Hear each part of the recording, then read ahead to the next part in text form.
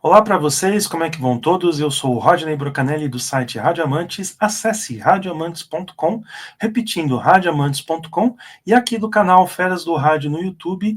Aqui você encontra um vasto material sobre rádio, com notícias, análises, informações e registros históricos dos grandes nomes do rádio. Aqui tem Hélio Ribeiro, Haroldo de Andrade, José Silvério, Pedro Ernesto Denardim, Jorge Cury, enfim, uma infinidade de registros sonoros aí para você que, assim como eu, amo o rádio. Deixo até essa sugestão.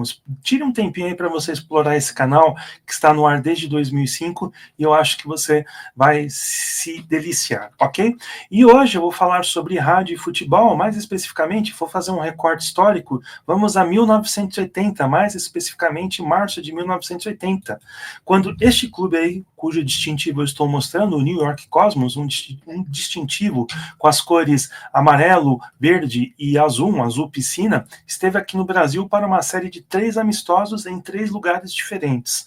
E eu vou falar um pouquinho então sobre esses amistosos e também sobre, pelo menos, parte da cobertura do rádio. Então, aqui eu vou colocar para vocês que no dia 9 de março de 1980, o Cosmos esteve em Manaus para jogar contra o Fast Club, um dos clubes locais aí que fez história no futebol manauara e, inclusive, aí chegou a participar do Campeonato Brasileiro da Série A. Então, dia 9 de março, um domingo, então diz aqui o texto publicado no jornal, o texto informando a transmissão da Rádio Baré. Neste domingo, cobertura completa a partir de 9 da manhã, comando do narrador da Amazônia, Jaime Barreto.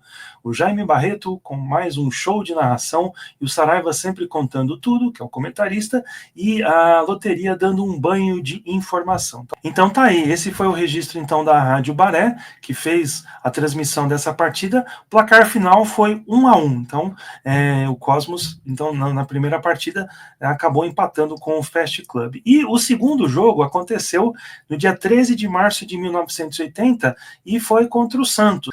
Mais uma vez, então, Santos e Cosmos se enfrentaram, só que dessa vez na Vila Belmiro. A Rádio Bandeirantes transmitiu essa partida e eu vou colocar aqui, então, vou informar aqui os integrantes daquela equipe de transmissão. Flávio Araújo foi o narrador, o nosso saudoso Flávio Araújo, comentários de Mauro Pinheiro também, um grande saudoso comentarista, reportagem de Flávio Adalto e as reportagens de Roberto Monteiro. Hoje o Cosmos vai ver estrelas.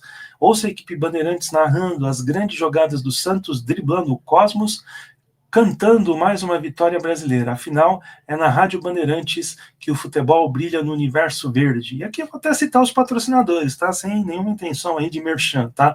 Mas os patrocinadores daquela transmissão: Bradesco, Tubos e Conexões Tigre, Velho Barreiro, Pereira Lopes, uma construtora, Sânio e as Casas Bahia. Então tá aí a transmissão da Rádio Bandeirantes dessa partida entre Cosmos e Santos. O outro slide que eu trouxe aqui, eu sei que eu não costumo falar de televisão, mas aqui eu vou apresentar para vocês, até porque tem um dado muito curioso. A TV Bandeirantes comprou os direitos de transmissão daquele amistoso com exclusividade e fez a exibição, então, na tela aí do Canal 13, claro que para outras emissoras. Então tá aqui, Guerra das Estrelas, transmissão exclusiva da TV Bandeirantes, e aqui no texto eu vou destacar alguns dos jogadores que entraram em campo, né, ou que estavam previstos de entrar em campo naquele dia.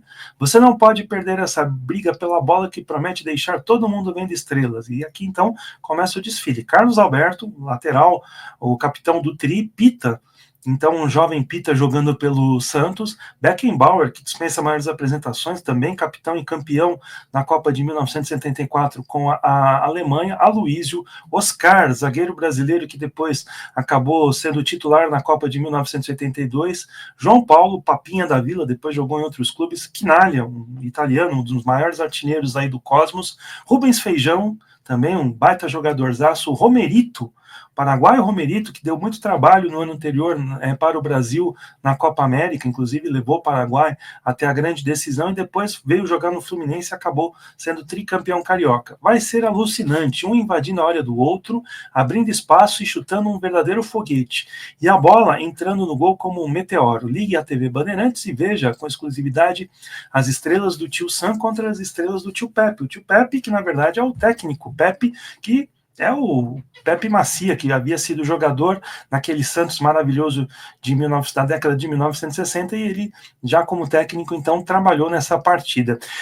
Aqui o texto, né, ele faz uma relação com o Cosmos, né, então, com o nome da equipe norte-americana, então por isso que ele fala em estrelas, meteoros, enfim, ele faz uma analogia aí com o espaço sideral com o Cosmos. E aí eu quero chamar a atenção para a equipe de transmissão, tá? Narração de Fernando Solera, comentários de Galvão Bueno, sim, ele mesmo, né? Galvão Bueno, na TV Bandeirantes em 1980, vocês devem lembrar, narrava os grandes prêmios de Fórmula 1, né? Bandeirantes naquele ano obteve os direitos de transmissão exclusivos da Fórmula 1, Galvão Bueno era narrador, e o saudosíssimo Gil Ferreira era o comentarista. Naquela época, inclusive, até fazer um parêntese aqui, vou fugir um pouquinho do assunto, mas eu logo volto, o Galvão era até um narrador discreto, ele não queria aparecer mais do que informação. Inclusive, existem até vídeos aqui no YouTube, o Gil Ferreira falava mais do que o Galvão, um milagre comentarista falar mais do que o Galvão numa transmissão. Mas voltando aqui, então, naquela ocasião ele foi o comentarista, ele voltaria a ser comentarista em outras transmissões, aqui mesmo no YouTube, vocês podem localizar, uma partida que valeu pela semifinal do Campeonato Brasileiro de 1980 entre Atlético Mineiro e Internacional no Beira-Rio, então o mando é do Internacional contra o Atlético Mineiro, essa partida foi no Beira-Rio, e o Galvão também comentou aquela partida com a narração do Fernando Solera. Outra curiosidade que eu quero mostrar também aqui, reportagens do Chico de Assis, que já era integrante da equipe esportiva da Bandeirantes, ele é irmão do Flávio Araújo também, hoje o Chico de Assis está vivo, ele é dono de uma rádio em Poços de Caldas, e o outro repórter foi Álvaro José. Com certeza o Álvaro José deve ter ficado aí na cobertura do Cosmos, né, para entrevistar os jogadores do Cosmos, falar inglês, enfim, falava inglês, então com certeza ele participou dessa cobertura justamente para isso, para ser, entre aspas, o setorista do Cosmos. Então tá aí o anúncio da TV Bandeirantes com essas curiosidades, então aí vocês já tiveram mais ou menos ideia de quem estava em campo naquela partida. O terceiro jogo, inclusive está aqui, eu não localizei nenhum anúncio, né, procurei aí na hemeroteca digital do Arquivo Nacional, se tinha algum jornal de Uberlândia disponível. O único que tinha disponível, inclusive, que era o Correio de Uberlândia, já havia deixado de circular, mas tá aí, fica o registro, então, da partida que acabou acontecendo no dia 16 de março de 1980, o registro aí do jornal Hoje em Dia, né? Então, essa partida acabou empatada por 1-1. Eu esqueci de dizer, mas eu volto aqui para dizer que o Santos perdeu aquele jogo pelo placar de 2-1. Então temos aí o Cosmos com um empate contra o Fast Club, uma vitória contra o Santos e mais um empate aqui contra o Uberlândia, tá? Então o estádio Juca Ribeiro, como diz aqui o relato do Hoje em Dia, acabou vendo, né, o torcedor que foi até lá acabou vendo nada mais que Carlos Alberto Torres e Beckenbauer, e o time saiu atrás do placar com o gol do Manuelzinho, e o Fernando Quinalha, o artilheiro, acabou empatando aos 37 minutos da segunda etapa. Aqui o título diz que Uberlândia e New York Cosmos se enfrentaram em 1980 com o Pelé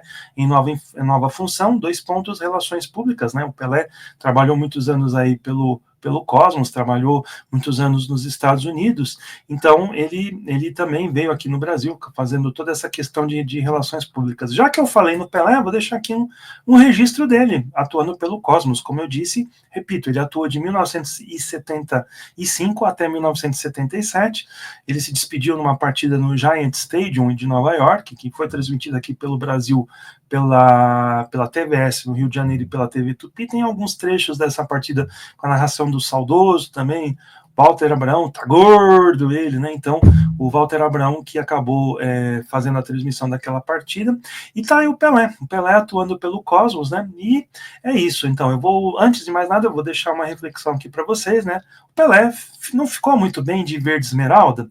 Aí vocês podem deixar a resposta nos comentários, né? Então tá aí. Eu fico por aqui. Um abraço a todos, eu volto a qualquer hora e até mais.